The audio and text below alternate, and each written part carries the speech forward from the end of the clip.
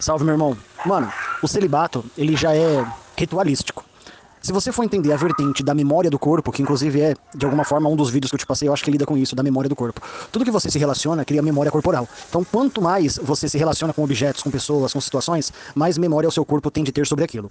Você tem que entender que a nossa concepção de espiritualidade é um estado virginal. Por isso que eu até coloquei o nome lá de Virgem, Casa de Exu. Por que esse virgem? Esse virgem é porque o interessante, ou o mais hábil dos locais que você pode acessar está em ti, mas numa condição de essência, de alma, de personalidade virginal. Ou seja, quanto mais influências externas, menos você.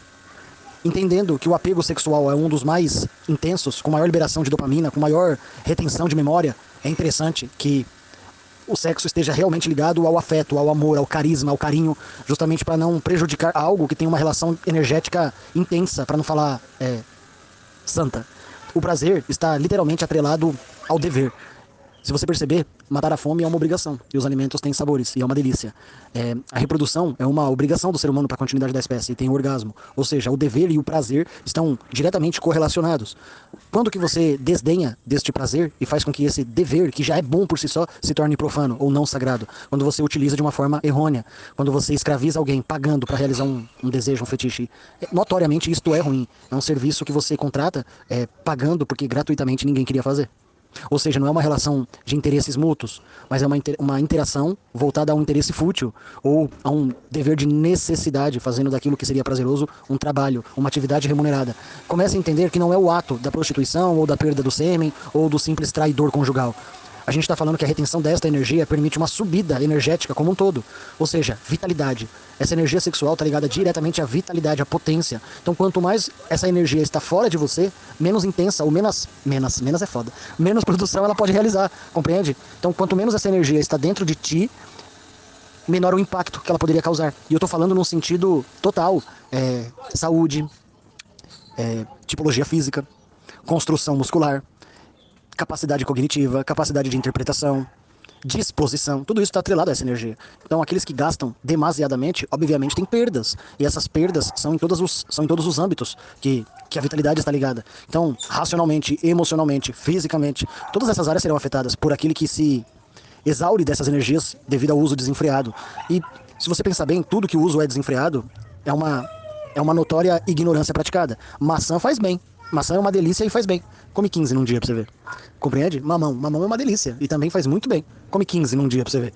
É isso que a gente tá falando. Então, a retenção energética sexual para finalidades ritualísticas, de concentração, legal para fazer as experiências, para você conhecer o seu corpo, para você perceber o quanto que é difícil realizar os procedimentos conhecidos como reset de dopamina, que é literalmente você fugir da autossatisfação, que seria uma compulsão masturbatória, ou até mesmo uma compulsão de relacionamento, né? Relacional, ou seja, quando você, embora não esteja vivendo uma vida de compulsão masturbatória, se relaciona com tantas pessoas que faz disso algo fútil, algo profano. Então, quando você começa a entender que não é uma condição moral, mas é uma condição de integridade. Integridade significa que você tem poder sobre si. Então, entra naquele negócio das frases, né?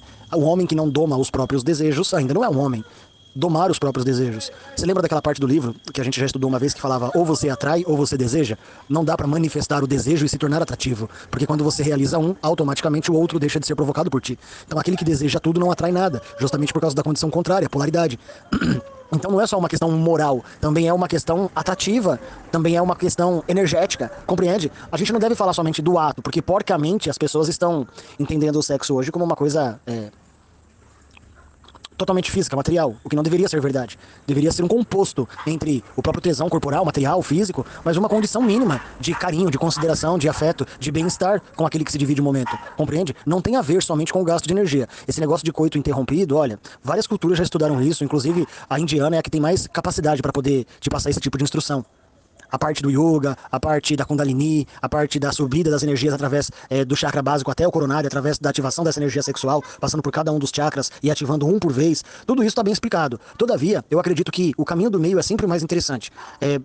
Tem uma teoria muito conhecida no meio dos estudantes, que a abstinência provoca o erro demasiado. Por que no final das contas tem tantos casos de padres católicos com crianças? Porque você está tanto tempo sem, tanto tempo com vontade, que no momento oportuno, e esse oportuno não tem nada de positivo, mas apenas de uma condição íntima, que permite aquele ato acontecer sem que outras pessoas notem, neste momento, aquele que propositalmente segurou a vontade por tanto tempo, simplesmente não consegue realizar um ato totalmente desumano. para saciar a própria vontade. Ou seja, de tanto segurar, de tanto a panela de pressão não soltar, uma hora ela estourou.